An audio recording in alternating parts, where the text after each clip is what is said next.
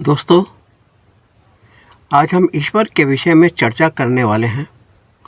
चर्चा से पहले डिस्क्लेमर देना चाहूँगा कि चर्चा का उद्देश्य किसी व्यक्ति विशेष, धर्म विशेष या समाज विशेष को आहत पहुँचाना या निरादर करना नहीं है।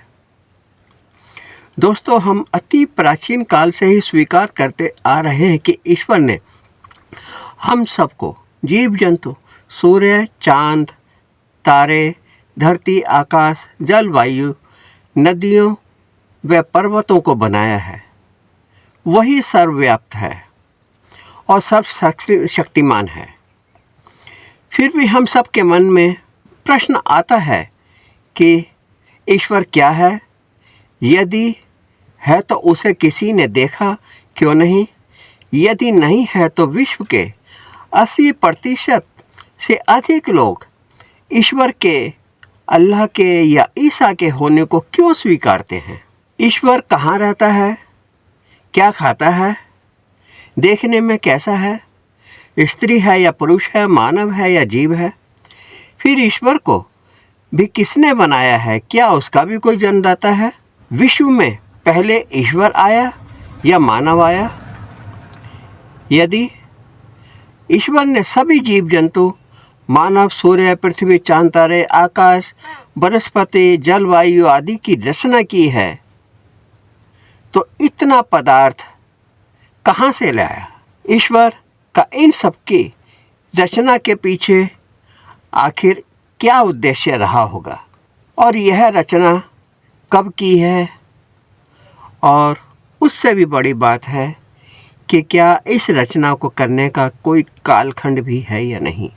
विश्व के सभी धर्मों के विद्वानों ने ईश्वर की व्यापकता को स्वीकार किया है और सभी धर्म एकमत हैं कि ईश्वर ही सर्वशक्तिमान है, सर्वव्यापक है और सृष्टिकार, रचनाकार भी है। जब हम किसी हिंदू धर्मगुरु या कथावाचक से प्रश्न करते हैं कि क्या ईश्वर है, क्या आपने भी ईश्वर को देखा है? वही धर्मगुरु या कथावाचक शास्त्रों का हवाले कर देते हुए तरह तरह की कहानियाँ सुनाने लग जाता है। फिर अंत में झल्ला कर कहेगा कि क्या तुमने अपने दादा परदादा को देखा है?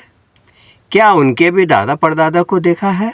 फिर तुम्हारे दादा थे, परदादा थे, तभी तुम्हारा बाप था, और तुम्हारा बाप था इसलिए तुम थे।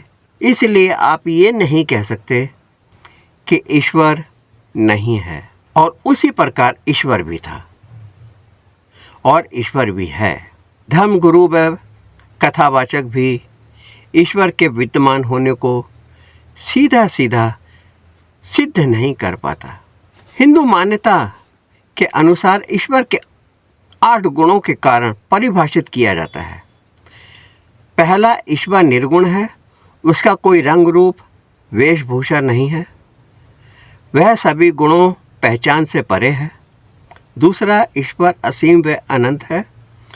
उसकी कोई सीमा नहीं होती, उसका कोई अंत नहीं है। ईश्वर निराकार है, अर्थात उसका कोई आकार नहीं है, मूर्ति नहीं है, पहचान नहीं है। ईश्वर अजन्मा है। ईश्वर का कोई जन्मदाता नहीं है, वह जन्म या मृत्यु से भी परे है। ईश्वर अनश्वर है, अर्थात ईश्वर को ब्रह्मांड की कोई वस्तु समय, अग्नि, वायु, अस्त्र शस्त्र नाश नहीं कर सकता। ईश्वर सर्वव्यापी भी है। ईश्वर निराकार रूप से सभी दिशाओं, कण कण में, वायु में, जल में, नभ में, आकाश में, पाताल में, जीव जंतु आदि में सर्वव्याप्त है। ईश्वर सूक्ष्म है, अर्थात ईश्वर परमाणु से भी अधिक सूक्ष्म है और वह इतना विराट है कि संपूर्ण ब्रह्मांड भी उसके आगे नगण्य है। मानव ईश्वर को अपने इंद्रियों, नाक, कान, मुख, स्पर्श आदि के द्वारा अनुभव नहीं कर सकता। ईश्वर सर्वशक्तिमान व रचनाकार भी है और उनसे भी सभी वस्तुओं, जीवों, जीव जंतुओं आदि की रचना की गई है। यदि हम ईश्वर की मौजूदगी को, उसके विद्यमान होने को सही परिभाषित करने के लिए उपरोक्त सभी गुणों की कड़ियों को जोड़ें और उन पर विचार करें तो हम किसी भी निष्कर्ष पर नहीं पहुंच सकते। कोई भी विद्यमान व्यक्ति ईश्वर को होने को सिद्ध नहीं कर सकता। आइए साधारण शब्दों में उपरोक्त 8 गुणों को हम जोड़ते हैं और निष्कर्ष पर पहुंचने की कोशिश करते हैं। ईश्वर विराट है, सर्वव्यापक भी है, परंतु वह सूक्ष्म और अदृश्य भी है। ये तथ्य पूर्णतः विरोधाभास हैं। ईश्वर सर्वशक्तिमान भी है और वो सब सृष्टि का रचनाकार भी है। तो ईश्वर को रचना करते हुए किसने देखा? क्या इसका कोई प्रमाण है? ईश्वर अजन्मा भी है और अनश्वर भी है, परंतु यह कैसे संभव हो सकता है कि जो अजन्मा है और अनश्वर भी है, अर्थात उसका कोई नाश नहीं कर सकता। इसीलिए और पूर्णतः विश्वास के साथ कह सकता हूँ कि ईश्वर मानव की परिकल्पना है, उसके अतिरिक्त कुछ भी नहीं है। ईश्वर के होने या ना होने से विश्व में कोई प्रभाव नहीं पड़ने वाला। ईश्वर तो जीव जंतुओं के लिए भी होना चाहिए, परंतु किसी भी जीव जंतु ने अपने आपदा के समय कभी किसी ईश्वर को याद नहीं किया, क्योंकि वह पूर्णतः प्रकृति के ऊपर निर्भर है। उसके शिकार होते हुए या शिकार करते हुए कभी किसी ईश्वर की परिकल्पना नहीं की गई थी। इसलिए यदि पूर्णतः निष्कर्ष पर पहुंचा जाए तो ईश्वर सिर्फ परिकल्पना है। तो प्रथम बार ईश्वर की परिकल्पना कब और क्यों की गई होगी? दोस्तों, चार्ल्स डार्विन के जीव क्रम विकास थ्योरी ऑफ एवोल्यूशन के अनुसार मानव की उत्पत्ति लाखों वर्ष पूर्व बंदर प्रजाति के क्रम में ही हुई है। इसे विज्ञान ने 100% मान भी लिया है।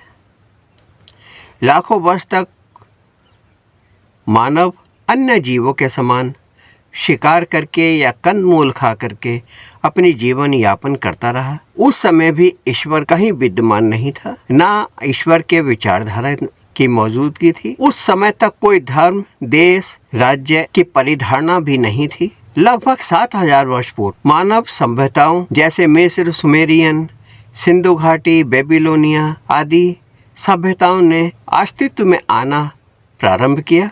इतिहासवेत्ताओं को अब तक किसी भी धर्म, देश या ईश्वर आदि के पुरातात्विक प्रमाण नहीं मिले हैं। संभवतः लोग सूर्य, चंद्रमा या प्रकृति आदि की पूजा अर्चना करते थे। बाद में इन्हीं सभ्यताओं के विकास के साथ नगरों, राज्यों का रूप लेना आरंभ किया गया। आरंभ में इन सभ्यताओं के मुखिया अपने को सर्वशक्तिमान या ईश्वर या फेरोन आदि कहलवाना पसंद करते थे या अपने को ईश्वर का अंश कहलाना पसंद करते थे।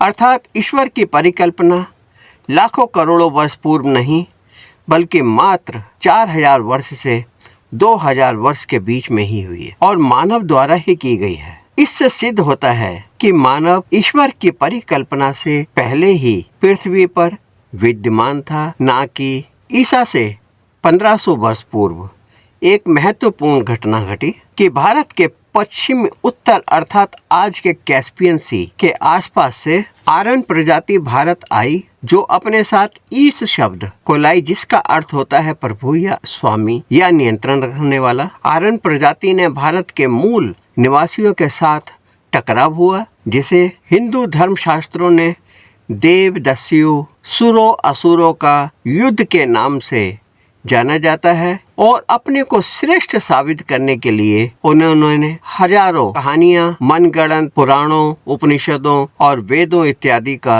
निर्माण कर डाला, रचना कर डाली। आर्यन ने यहाँ के मूल निवासियों को या तो मार डाला या वनों और पहाड़ों की ओर जाने के लिए बाध्य किया। जो वनों या पहाड़ों तक नहीं जा सके उनको अपना गुलाम, सेवक, शूद्र बना दिया और उनसे पूरी तरह से अछूतों जैसा व्यवहार करने लगे। साथियों, इसी वैदिक सभ्यता का एक वर्ग, जिसे ब्राह्मण या वामन कहते हैं, जो पूरे तंत्र पर नियंत्रण बनाए रखने के लिए समाज को 4 भागों में बांट दिया। ब्राह्मण, क्षत्रिय, वैश्य और शूद्र, और धूर्त ब्राह्मण स्वयं समाज व्यवस्था के सबसे ऊपर नियंत्रण बनाए रखने के लिए विराजमान हो गया। देश की विडंबना या दुर्भाग्य है कि यह व्यवस्था आज तक भी चल रही है। मूल निवासियों को हमेशा गुलाम बनाए रखने के लिए शिक्षा, युद्ध विद्या, संपत्ति का अधिकार या धार्मिक आदि कार्यकलापों से दूर रखा गया और अछूत व नीच अधम जाति